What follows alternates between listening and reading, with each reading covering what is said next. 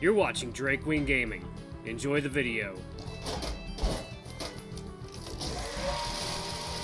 Hey guys and gals, Merry Christmas and Happy Holidays. Welcome back to a new Let's Play episode of Roads Yet Traveled, Merrick's Path. So yeah, let's go ahead and jump right back in, shall we? Alarm chain, we're up and let's go. Gravitational fluxes were coming from the keel of the station, and, well... Please, don't say it. Continue, Tyr. As there are uncertainties regarding critical functions of the Baron, we cannot say for sure, but it is most likely that the reason Rias is here is our fault, yes. And you have no feasible idea why this would happen, correct? We're still looking into it. Of course you are. You've been looking into it for decades. Now one more question, for our guest here. Captain, I don't... Tyr, don't be rude, it's just one more question. To say the room has gone silent would be incorrect, but I could not tell over the ringing in my ears. It's ever-present, seems to block out everything but the words that leave the professor's lips. Tyr? Yes, Captain. Do you think there's a way for them to get back home? Silence blurs into a painful static as I can read his lips before he even utters the words. I just have to let it wash over me as he dictates my fate. I don't know. Slowly looking over, I see he's brought a paw to his forehead and seems to be trying to steady himself. Is he distraught over this? Sitting back in my chair, I have to stop myself from shaking as the words resonate more and more in my mind. I don't know. That's it. That's the be-all and end-all. My life was torn away from me and is now at the whims of some old man and his broken machine. Oh, miserable of happy. I have a feeling that it's not even the end, that there's even more to come. Can you go back, please? I don't know what to say. Words fall flat on deaf ears as I sink further into the chair.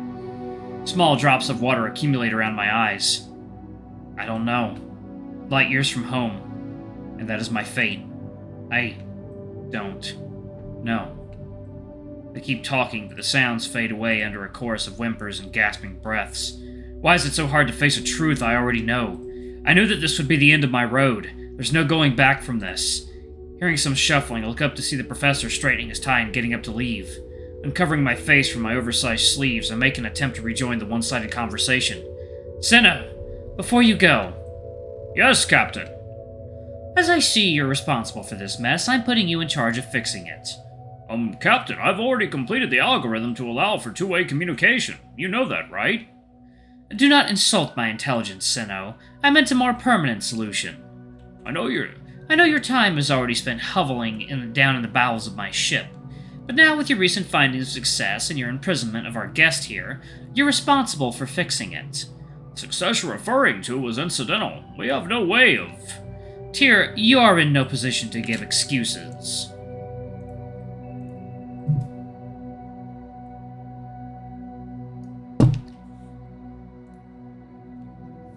I understand that, Captain. We don't even know what we did. All that changed was... Care to comment, Tyr? He looks at me one last time.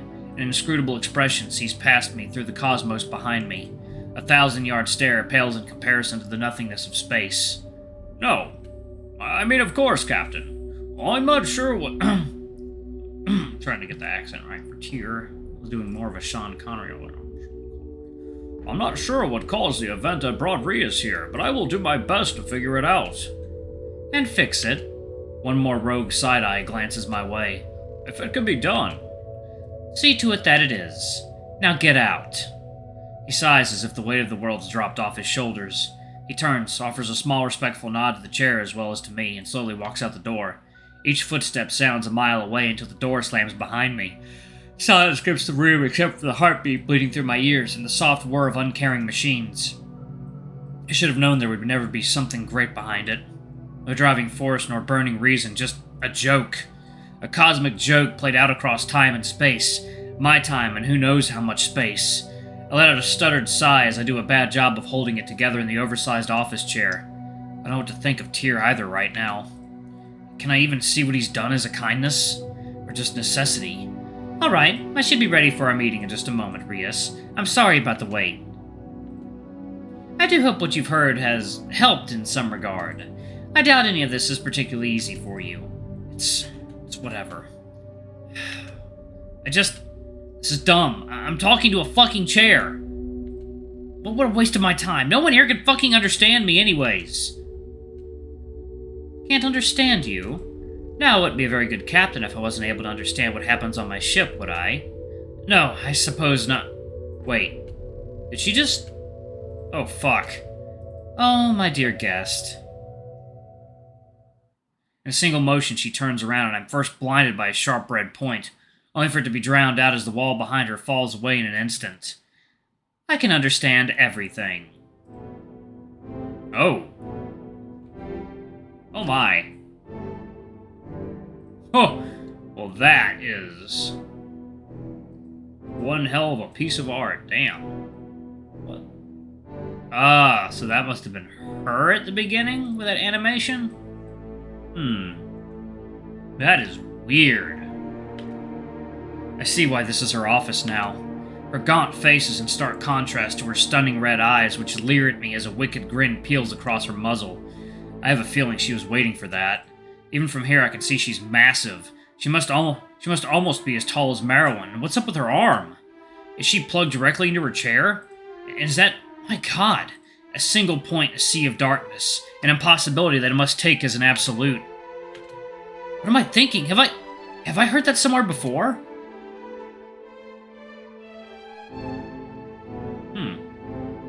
Allow me to properly introduce myself. I am Captain Behl, First Commander of Ikroyd II, Director of all Interplanetary Relations, and something of an accomplished pilot. But you may call me Captain. It's a pleasure to finally meet you, Rias. Thank you?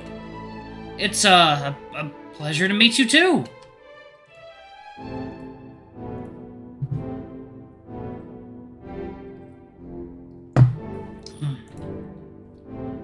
Her thin lips curl into a short smile, and I'm shocked to see how genuine it looks. I didn't expect her to have such a calming presence. Before we move on, I would like to state that I am sorry for Professor Senno's behavior. He might be a genius, but I had always found his better half more amenable. Better half? Does she mean Merowyn? It probably might just be a translation issue.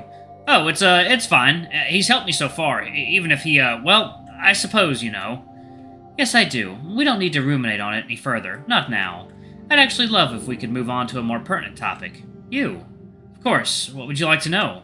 She strums her fingers across the desk as a red light shoots down some lights built into the cables. Tilting her head, she scrutinizes my minute form as I wait as patiently as I can in this stupid chair. I've read the reports, reviewed the logs, and drawn some inferences. Yet I'm still curious. What are you doing here? And I don't mean that wholly literally, nor wholly metaphorically. I'm curious what could be going through the mind of something so far from home. Something that had everything taken from it. What I see before me now has only been explained to me through text and blurry images. And that's not nearly enough for me. I want to know what you are. I want to know everything. What do you mean? She simply grins and leans back in her chair, her one arm slowly tapping the desk impatiently. If I didn't know better, I'd think she's enjoying this. You're a fascinating thing despite it all. First contact served with a dictionary. A guest perfectly able to live and commune with us. Is that not strange? What I said to Senno is true. I'm not one for religion. But this? It does make me think. She takes a solemn glance back at the eye as it stares down at us with uncaring solar fury. Well, your answer. In the few fatal moments before she strikes, my mind races to find something to satiate her hunger. And yet, through it all, I come up blank. Blank after blank after blank page turning in my mind. No story nor anecdote to tell, no one thing that drives me, nothing except that star and the even brighter eyes burning through me. I am nothing. Nothing. I don't think you'll find any answers with me. Only more questions. I'm far from home, and yet, even there I felt distant. I can't tell you what you want, because I don't know myself.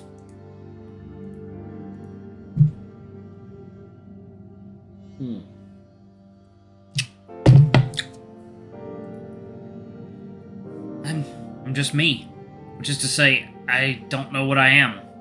Sharp seconds pass as a horrifying grin appears on her muzzle, eyes now laser focused on every iota of my being. Oh, you are interesting.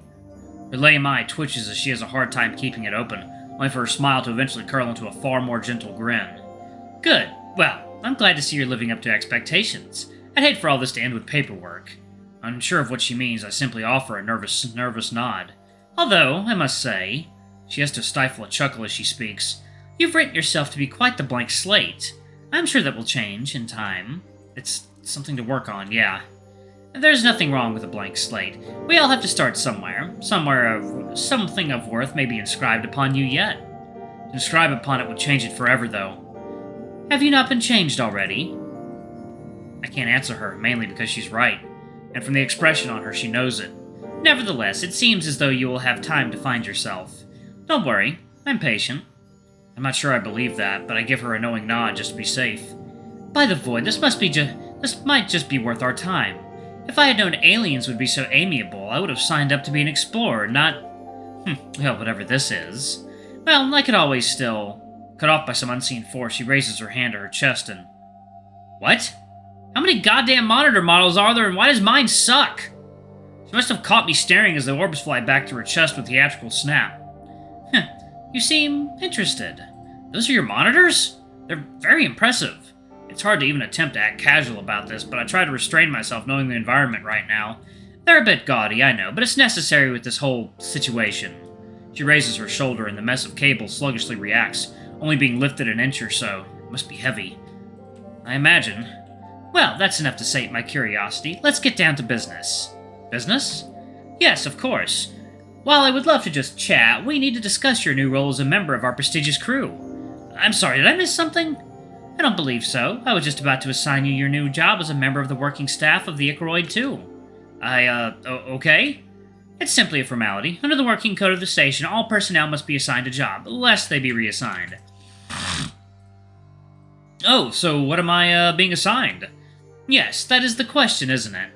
She reviews some things on her monitor as she mumbles to herself. A job, huh? I guess it makes sense, kinda. I figured my job was like subjective research or lab rat. Wait, am I gonna get paid for this? That'd be kinda cool. Although, I'm not so sure where I'd spend it.